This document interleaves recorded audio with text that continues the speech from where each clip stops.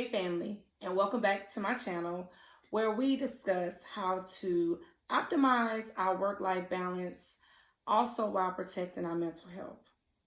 This is part 2 of our Imposter Syndrome series. If you haven't already checked out part 1, you may want to check out that video.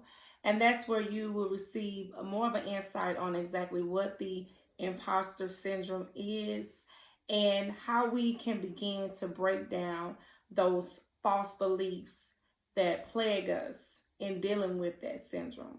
Starting with remembering that you are gifted and oh so talented.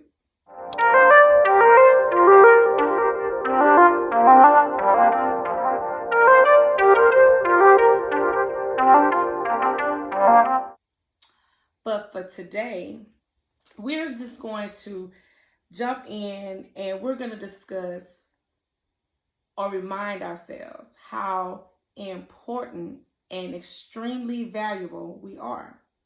Because there's a lot of times that we tend to forget that we are important and we are of value and needed. And I feel that is when we sometimes have to dig deep. Dig deep for that piece that may be missing. Now, not missing because it's not there, but missing because it's been hidden for so long.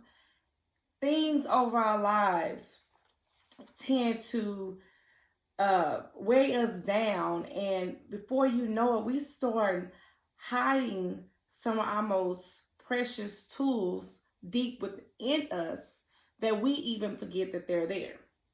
So you have to dig them out. And one reason why we tend to hide things is because of what? Childhood trauma. You can be 30, 40, 50, 60, 70.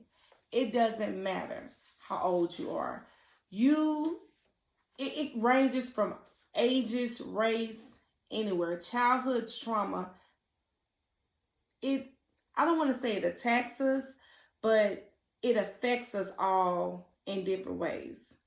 You could have been dealing with trauma that has hunted you all into your adulthood about I'm not good enough. Because a lot of times it comes from how we were believed in, how we were talked to, how we were, treated, pushed, inspired. It's a lot of things that tend to affect us in our childhood that come on into our adulthood. And if we're not careful, we start hiding those real valuable pieces of ourselves inside for protection.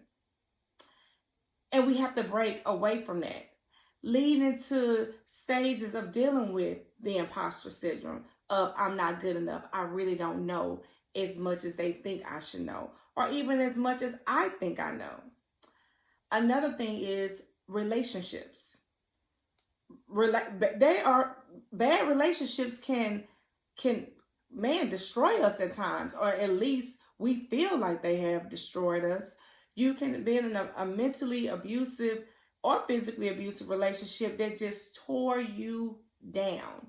It was nothing that you can do was going to ever matter to nothing. And another way, we just put those jewels that are gifts, talents, our value deep inside for protection. But you know what? They're false. Because many of us have gone through things as a childhood. In our childhood, many of us have dealt with strained and unhealthy relationships. But we are not that trauma. It doesn't always make us stronger as much as we would like it to, but it does change us. So we just have to remember and allow it to change us for the better, for the better, whichever way that may be. So if you have to dig a little deeper to bring those jewels and those values out and give that self-talk of, I am good enough. I do know this. I do deserve to be here. You know why? Because I worked hard. I have made some sacrifices that you may never have imagined. You know, those things where you have to talk to yourself and say, how did I get here? You know how I got here? Literally through blood, sweat, and tears.